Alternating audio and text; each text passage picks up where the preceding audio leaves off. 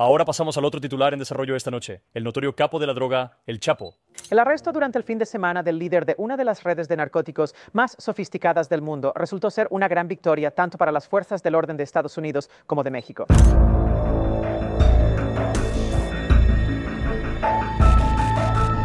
Queremos es que lo atiendan y que pues apliquen los derechos humanos con él.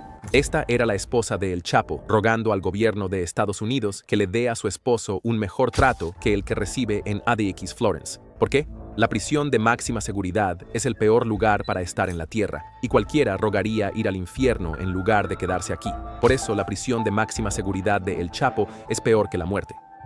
Cada recluso en el ADX pasa 23 horas en confinamiento solitario cada día, e incluso cuando tienen la oportunidad de moverse en un espacio reducido, lo hacen con las piernas encadenadas. Sus habitaciones están construidas de manera que no puedan ver cómo es el exterior. Así que incluso si eres Michael Scofield o Ray Breslin, escapar de esta prisión es casi imposible.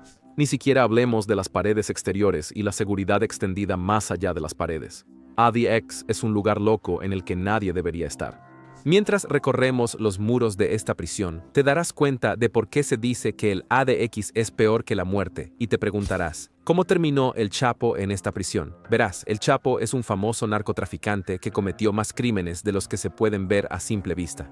Pero esa ni siquiera fue la razón por la que fue enviado al ADX. Ha tenido un viaje loco desde su primer arresto hasta el último, llevándolo a la peor prisión del mundo. Su viaje comenzó desde su nacimiento en el pueblo rural mexicano de Badiraguato, en el estado de Sinaloa.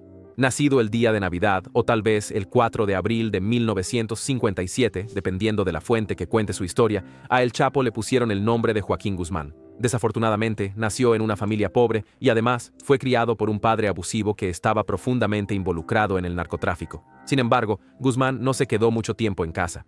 Había sido expulsado del hogar familiar en su adolescencia y se vio obligado a abrirse camino en la vida. Con pocas oportunidades de empleo en su pueblo natal, Guzmán recurrió al negocio de su padre vendiendo drogas. Y a la edad de 15 años, había cultivado su plantación de marihuana. Fue en este momento que Guzmán ganó el apodo por el que todos lo llamamos hoy, El Chapo, que significa el chaparro. Sí, mide solo 5 pies y 6 pulgadas, pero este chaparro no debe ser subestimado. No pasó mucho tiempo antes de que entrara adecuadamente en el mundo del crimen organizado y comenzara a trabajar para el narcotraficante Héctor Palma, conocido como El Güero, a finales de los años 70. En ese momento, El Chapo supervisaba el movimiento de drogas dentro de la región de Sinaloa y hacia la frontera entre Estados Unidos y México. El Chapo ha sido ambicioso y despiadado durante mucho tiempo, y eso fue lo que le valió su fuerte posición desde temprano. Era conocido por no mostrar piedad. Miraba a los contrabandistas que se demoraban en la entrega a los ojos y les disparaba directamente en la cabeza. A principios de los años 80, se graduó para trabajar con Félix Gallardo, conocido popularmente como El Padrino.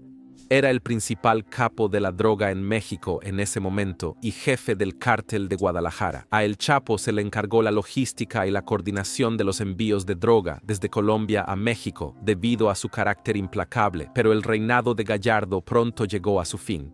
Fue arrestado en 1989 por el asesinato de un agente de la DEA. Su arresto sacudió al grupo y hubo una división que llevó a El Chapo y a algunos otros a formar el cártel de Sinaloa. En ese momento, El Chapo ya estaba en el radar de las autoridades de Estados Unidos, ya que era considerado uno de los narcotraficantes más poderosos de México. En los años siguientes, El Chapo aprovechó las medidas enérgicas contra los carteles colombianos para aumentar su cuota de mercado. Pronto, su imperio estaba trasladando envíos de cocaína de varias toneladas desde Colombia hasta los Estados Unidos a través de múltiples canales de transporte. Parte de su éxito fue su creatividad en estas áreas de transporte. Ejemplos incluían el contrabando de polvo de cocaína dentro de extintores de incendios y latas etiquetadas como chiles. Su cartel también estaba involucrado en la producción y distribución de metanfetamina, heroína, éxtasis y marihuana. No pasó mucho tiempo antes de que el cartel de Sinaloa tuviera operaciones en 5 continentes y casi 50 países, convirtiéndolo en la organización de tráfico de drogas más poderosa del mundo. Pero a medida que crecía, su caída se acercaba. No fue tan fácil capturarlo, pero una cosa lleva a la otra. En el caso de El Chapo, estos son los eventos que llevaron a su arresto. Uno de los archirrivales de los sinaloenses en ese momento era la organización Arellano Félix, con sede en Tijuana, que es otro conocido lugar crucial para el contrabando geográfico. Los dos grupos jugaron un violento juego de ojo por ojo a principios de los años 90, hasta que ocurrió un incidente particularmente fatídico en el estacionamiento del aeropuerto Miguel Hidalgo y Costilla de Guadalajara el 24 de mayo de 1993. Varias personas murieron, incluido un obispo católico. Este tiroteo fue lo que llevó a ambos carteles y sus líderes a los titulares en México y más allá. Lo que sucedió ese día todavía se debate, pero la versión oficial dice que hombres armados, algunos de los cuales fueron reclutados de un subconjunto de la pandilla callejera Logan Heights de San Diego, fueron contratados por la organización Arellano Félix y se les dio la tarea de matar a El Chapo. Sabían que El Chapo estaría en el aeropuerto ese día, así que lo esperaron pacientemente, y tan pronto como vieron un vehículo que creían que era de El Chapo, un Grand Marquis blanco, abrieron fuego.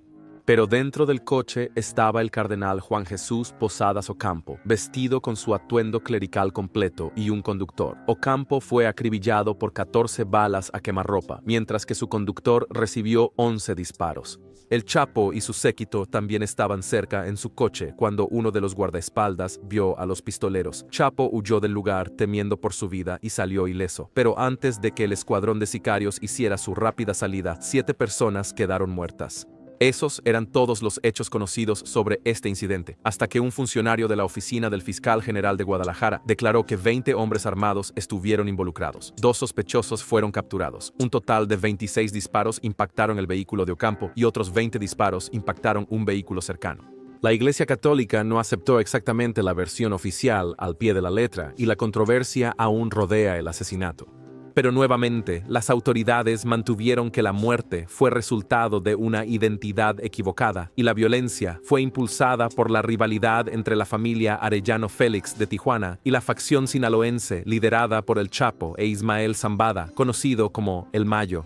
Este incidente, sin embargo, llevó a México a ofrecer una recompensa de 15 millones de pesos por la captura de Benjamín y Xavier Arellano Félix y también de El Chapo y Héctor Luis Palma. El Chapo se dirigió rápidamente a Guatemala, donde operó bajo el alias de José Luis Ramírez. Pero antes de huir, el asesinato del cardenal Ocampo y la posterior cacería ya lo habían impulsado al escenario mundial por primera vez. Al mismo tiempo, las agencias de aplicación de la ley de Estados Unidos, México y Centroamérica habían estado armando el rompecabezas de su papel y control de importantes envíos de drogas. Un ejemplo es cuando El Chapo fue fotografiado en secreto por agentes salvadoreños en un bar en San Salvador en abril. Trabajaron incansablemente para reunir pruebas en su contra y planearon capturarlo. Pero antes de que pudieran, Guatemala lo atrapó primero. El 9 de junio de 1993, El Chapo, su supuesta amante, María del Rocío del Villar Becerra, y otros 4 acompañantes fueron detenidos cerca de la frontera mexicana. Inmediatamente, El Chapo fue entregado a las autoridades mexicanas y llevado a la prisión de Almoloya, conocida como Altiplano, a unas 50 millas al este de la Ciudad de México, donde los prisioneros fueron presentados a los medios de comunicación. Durante el interrogatorio, El Chapo admitió haber estado en el aeropuerto cuando comenzó el tiroteo y afirmó haber visto a uno o más de los miembros de los Arellano Félix en la escena. También les dijo a los investigadores que escapó del tiroteo en un taxi y unos días después se dirigió él mismo a la región mexicana fronteriza con Guatemala. El 10 de junio de 1993, Chapo, vestido con el uniforme de prisión, se encontraba bajo una lluvia ligera mientras los reporteros le hacían preguntas. Sus respuestas fueron todas breves, negando haber usado armas y afirmando que cultivaba maíz y frijoles. Más tarde en el mes, las autoridades en El Salvador incautaron un gran cargamento de cocaína y arrestaron a varios asociados de El Chapo, conectando aún más los puntos de su imperio. Ese fue un gran avance en el caso de El Chapo, y este progreso fue celebrado en toda la fuerza policial, como si fuera el fin de los problemas del mundo. Pero pocos sabían que acababan de capturar al Houdini de los criminales. En noviembre de 1995, El Chapo fue trasladado a la prisión de Puente Grande, y te sorprendería saber que vivía a lo grande en la cárcel. Era un tipo de vida loca que era un poco diferente de la vida que llevaba afuera. Según la periodista mexicana Anabel Hernández, en su libro Emma y las otras señoras del narco, El Chapo y Héctor Luis Palma Salazar se involucraron en aventuras sexuales con prostitutas de afuera. Incluso cuando ya no podían conseguir mujeres de afuera, pagaban a enfermeras, limpiadoras y cocineras que trabajaban en el sistema penal. También cenaban comidas para llevar caras y recibían envíos de Viagra. Como habrás adivinado, el estilo de vida hedonista de Chapo en la prisión fue posible gracias a sobornos y financiado por envíos regulares de dinero en efectivo de su primo, otro formidable narcotraficante, Arturo Beltrán Leiva. Pero la fiesta estaba a punto de terminar. En 2001, el Chapo comenzó a planear cómo escapar de las grietas de la cárcel, y sus planes fueron motivados por una palabra: extradición. Una vez que supo que un acuerdo entre México y Estados Unidos era inminente, su plan entró en acción. El 19 de enero de 2001, o bien salió rodando o caminando de la prisión de Puente Grande y permaneció fugitivo durante más de una década. El momento dramático en una sala de tribunal de Brooklyn hoy, el capo de la droga mexicano Joaquín El Chapo Guzmán. En ese momento, el Chapo aún no era un fenómeno cultural. Todo comenzó en 2009, cuando fue incluido por Forbes. Según la edición de marzo de 2009 de Forbes, el Chapo fue listado en el número 701 con $1,000 millones en la lista de las personas más ricas. Fue nuevamente destacado en noviembre en el número 41 en la lista de las personas más poderosas del mundo. Es hogar de uno de los narcotraficantes más notorios y sanguinarios de todos los tiempos. La revista fue criticada tanto a nivel nacional como internacional por incluir a El Chapo, pero ciertamente no era la primera vez que la publicación había nombrado a un capo en una de sus listas. En un momento dado, también incluyó a Pablo Escobar. Así fue como la aparición de El Chapo en la lista se convirtió en una jerga conocida en México. Debes haber visto a personas publicando el número 701 en las redes sociales y te confundiste. No te preocupes, solo están mencionando a Chapo por su clasificación en Forbes. Pero después de 10 años, el Chapo fue recapturado en 2014 y alojado en la primera prisión en la que estuvo, Altiplano. Nuevamente, no perdió tiempo en planear una fuga. Una hazaña masiva de ingeniería creó el túnel de todos los túneles. Conducía directamente desde el piso de la ducha de su celda subterránea hasta una casa en construcción cerca de la prisión. La noche del 11 de julio de 2015, el Chapo escapó del Centro Federal de Readaptación Social número 1 al atravesar un túnel de 1.5 kilómetros, encontrado en el área de la ducha de su celda. Estuvo libre durante 6 meses y finalmente se enfrentó de nuevo a su mayor temor, la extradición. El Chapo fue extraditado a los Estados Unidos en 2017 y fue condenado en un tribunal federal en Nueva York en 2019. Luego se le dio una sentencia de cadena perpetua más 30 años, pero el historial de fugas de El Chapo hizo que las autoridades intensificaran sus medidas. Fue enviado a la ADX Florence. El Supermax es la vida después de la muerte. Es a largo plazo. En mi opinión, es mucho peor que la muerte. Esas son las palabras del actual columnista de C1, Robert Hood, quien fue director de ADX de 2002 a 2005. La penitenciaría de los Estados Unidos ADMA X Florence, también conocida como ADX Florence, Florence ADMAX, Supermax o la Alcatraz de las Rocosas, es una penitenciaría de máxima seguridad administrativa ubicada en el condado de Fremont, cerca de Florence, Colorado. Es operado por la Oficina Federal de Prisiones, una división del Departamento de Justicia de los Estados Unidos.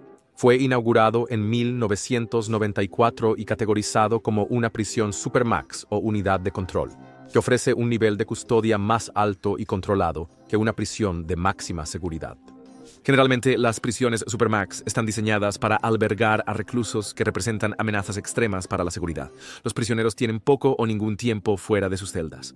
Hay muy pocas actividades y muy poco contacto con otros humanos. ADX Florence se considera un ejemplo temprano de lo que se convertiría en el modelo Supermax. Forma parte del Complejo Correccional Federal en Florence, que está situado en 49 acres de tierra y alberga varias instalaciones con diferentes grados de seguridad.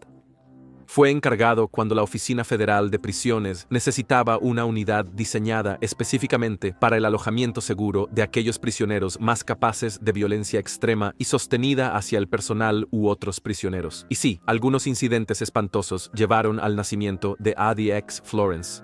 Por ejemplo, en la penitenciaría de Marion en 1983, hubo 2 incidentes violentos donde oficiales de corrección fueron apuñalados hasta la muerte. Como resultado de tales ataques despiadados de prisioneros, surgió la necesidad de prisiones de mayor nivel de seguridad, y pronto se convirtió en el hogar de los criminales más peligrosos y notorios de los Estados Unidos. La prisión alberga a líderes criminales de una variedad de pandillas violentas, junto con terroristas nacionales e internacionales de organizaciones importantes como Al-Qaeda, y todo es porque es imposible escapar de esta prisión. Ahora es el momento de emprender un viaje a través de los muros de la prisión más loca del mundo. Y comenzaremos mirando las celdas de la prisión. La mayoría de la instalación está sobre el suelo, excepto por un corredor subterráneo que conecta los bloques de celdas con el vestíbulo. Cada celda de la prisión de máxima seguridad tiene un escritorio, un taburete y una cama, que están casi completamente hechos de hormigón vertido. También hay un inodoro que se cierra si está bloqueado, una ducha que funciona con un temporizador para evitar inundaciones y un lavabo sin un grifo potencialmente peligroso. Las habitaciones también pueden estar equipadas con espejos de acero pulido atornillados a la pared, una luz eléctrica que solo se puede apagar de forma remota, una radio y un televisor que muestra programas recreativos, educativos y religiosos. ¿Cómo es la vida afuera? Ninguno de los reclusos puede saberlo, ya que las ventanas de 1.2 metros por 1.2 metros están diseñadas para evitar que los reclusos conozcan su ubicación específica dentro del complejo. Solo pueden ver el cielo y el techo a través de estas pequeñas rendijas de ventana, por lo que es prácticamente imposible planear una fuga. A diferencia de otras prisiones que permiten un área de ejercicio abierta, los reclusos de Supermax hacen ejercicio en un foso de concreto que parece una piscina vacía.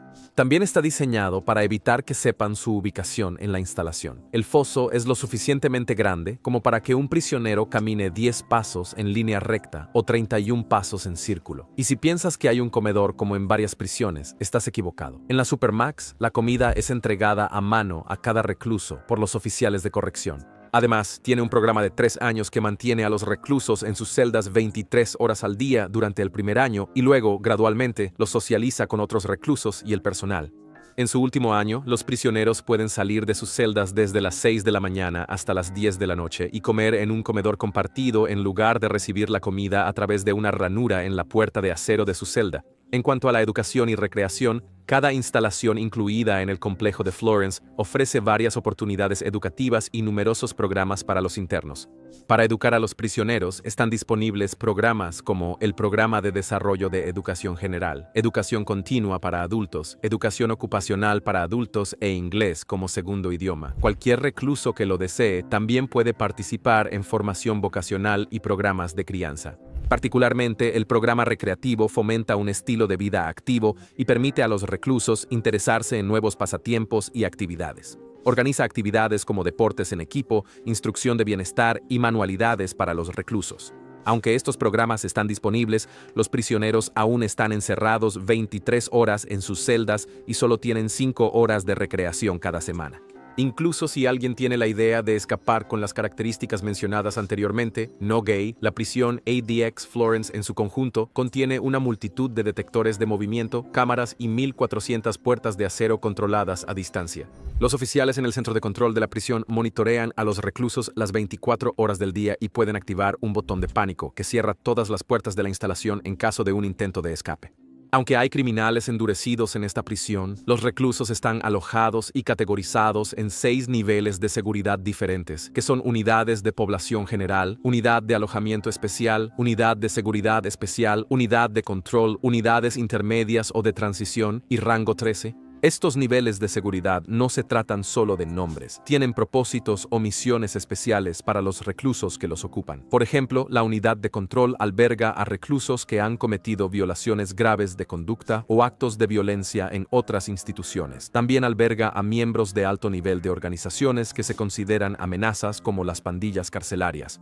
Las unidades de alojamiento especial albergan a miembros de grupos terroristas designados por el Departamento de Justicia o a reclusos que tienen medidas administrativas especiales impuestas sobre ellos, mientras que el rango 13 es una ala especial de 4 celdas dentro de la unidad de alojamiento especial para reclusos que necesitan el control más estricto dentro de ADX. Si algún recluso logra salir de las celdas de la prisión, hay almohadillas de presión y cercas de alambre de púas de 12 pies de altura rodeando el perímetro, que es patrullado por oficiales fuertemente armados. Y como si eso no fuera suficiente, rayos láser y perros de ataque vigilan el área que rodea las cercas exteriores de la prisión.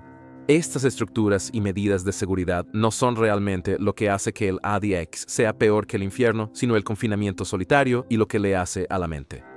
Según los médicos, el confinamiento solitario y la privación sensorial tienen efectos inmediatos y duraderos en los cerebros y cuerpos de los prisioneros, como lo demuestran las experiencias de los prisioneros de guerra estadounidenses en Vietnam. Estos reclusos solo tienen contacto regular con otros humanos brevemente cuando se les lleva la comida y se les escolta al patio. Un informe de 2014 de Amnistía Internacional encontró que los prisioneros de ADX rutinariamente pasan días con solo unas pocas palabras dirigidas a ellos. Los efectos del confinamiento solitario a largo plazo van desde la depresión y la ansiedad hasta alucinaciones completas y crisis psicóticas. Según el New York Times, hay una historia perturbadora de un recluso de ADX llamado Jack Powers, encarcelado por robo y enviado a ADX después de escapar de otra prisión. El aislamiento llevó a Powers a la locura. Se cortó los lóbulos de las orejas, se mordió un dedo y se golpeó la cabeza para inyectarse el cerebro con un líquido cargado de bacterias. Los reclusos que han salido de la prisión también han descrito el ADX como el lugar más duro que han visto. Si no tienes idea de lo que significa estar aislado, piensa en cómo te sentiste la última vez que pasaste un día entero solo sin hablar con nadie. Es la peor pesadilla de cualquier recluso.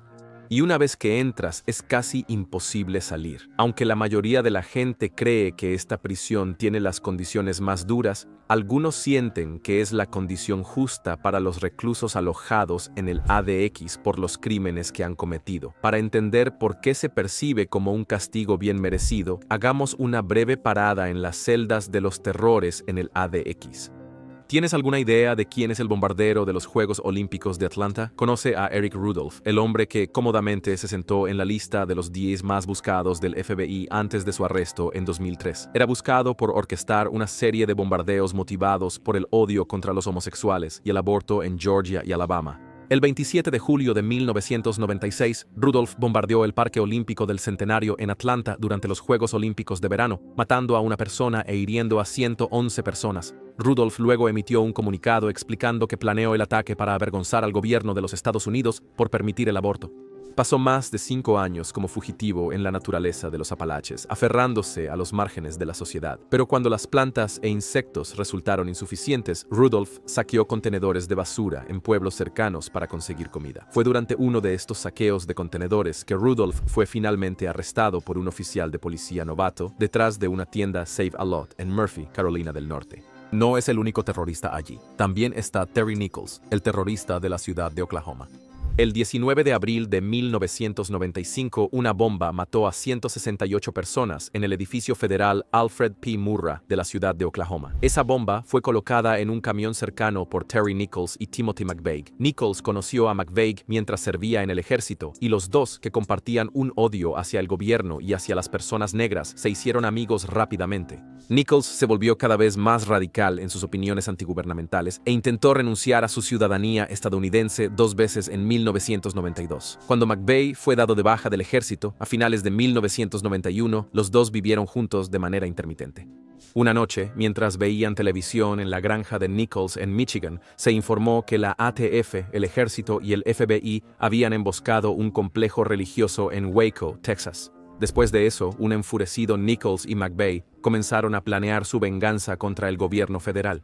McVeigh fue arrestado el día del atentado, juzgado y condenado a muerte, y en 2001 fue ejecutado. Poco después de la explosión, Nichols se entregó y fue condenado a cadena perpetua sin posibilidad de libertad condicional. También debes estar familiarizado con el famoso terrorista del avión llamado Umar Farouk Abdul-Muttalab. Era un musulmán piadoso que estudió ingeniería en el University College de Londres antes de viajar a Yemen para estudiar árabe en agosto de 2009. Allí organizó un ataque el día de Navidad en el vuelo 253 de Northwest Airlines con la ayuda de terroristas asociados con Al-Qaeda en la península arábiga. Mientras el avión en ruta desde Ámsterdam se acercaba a su destino final de Detroit el 25 de diciembre de 2009, Abdul-Muttalab, de 23 años, fue al baño y colocó un dispositivo explosivo casero en su ropa interior. La bomba falló, provocando nada más que un pequeño incendio y dejando a Abdul Muttalab con quemaduras de primer y segundo grado en las piernas. Fue arrestado de inmediato y obtuvieron su confesión poco después. Actualmente está cumpliendo una cadena perpetua en ADX sin posibilidad de libertad condicional. Esta lista estaría incompleta sin hablar del conspirador de los ataques del 11 de septiembre. Zacarías Moussaoui, conocido como el 20º secuestrador, se declaró culpable en un tribunal federal de conspirar para matar a ciudadanos de los Estados Unidos como parte de los ataques del 11 de septiembre. Por su participación, también recibió una sentencia de cadena perpetua en ADX sin posibilidad de libertad condicional. Finalmente, hablemos del Unabomber llamado Ted Kaczynski. Su caso es un poco diferente y sorprendente porque tuvo un comienzo prometedor. Fue aceptado en Harvard a la temprana edad de 17 años y estudió matemáticas avanzadas en la Universidad de la Ivy League. Sin embargo, entre 1978 y 1995 envió 16 bombas a universidades e instalaciones en todo el país, matando a 3 personas y hiriendo a 23 más. Finalmente fue identificado con la ayuda de su hermano, quien sospechaba que él era el Unabomber. Actualmente también está cumpliendo una cadena perpetua en el ADX. En medio de estas duras condiciones del ADX, el Chapo se ha tomado su tiempo para escribir cartas al gobierno. El Chapo mismo escribió a mano la dirección en el sobre y colocó un par de sellos de corazón púrpura estadounidense para asegurar la entrega desde la prisión de máxima seguridad en Colorado a un tribunal federal en Nueva York. Por sí solo en confinamiento solitario, no hay duda de que tiene mucho tiempo para escribir cartas, incluida una reciente a Brian Cogan, graduado de la Universidad de Illinois y ahora juez principal en el Distrito Este de Nueva York. Comienza su carta de manera apologética al escribir: perdón por molestarlo de nuevo. Escribe al juez para que le permita ver a su esposa, Emma Coronel, la ex reina de belleza que ahora reside en California. También mencionó que extraña a sus hijos y desearía que el juez les permitiera visitarlo, ya que solo pueden hacerlo durante las vacaciones escolares. Finalmente, el Chapo pidió 2 llamadas de 15 minutos en un mes. Pero en lugar de considerar su solicitud, las autoridades están preocupadas porque el Chapo escape de nuevo, aunque nadie ha escapado nunca del Supermax. ¿Cuáles son las posibilidades de que el Chapo salga de ADX? Lo que creen los activistas de derechos humanos es que las condiciones son demasiado duras para cualquier ser humano. Porque muchos argumentan que los criminales merecen este tipo de castigo. No podemos descartar el hecho de que también son humanos, y lo que afecta a los humanos en general debería afectarlos a ellos también. Pero si intentamos retroceder en la historia y la razón por la que se construyó esta prisión, nos daríamos cuenta de que no fue construida para todos los criminales, sino para criminales peligrosos como el Chapo. De los más de 300 reclusos en la prisión, algunos han sido trasladados a una prisión de menor seguridad por su buena conducta. En el caso del Chapo, si mantiene buena conducta en prisión, sus abogados pueden apelar y con suerte se responderá. Pero es realmente difícil debido al historial de fugas y mala conducta del Chapo en prisiones anteriores. Quizás sea hora de que el Chapo se despida de su libertad y continúe viviendo su vida tranquilamente en este infierno llamado el ADX. Gracias por ver. Nos vemos en el próximo video.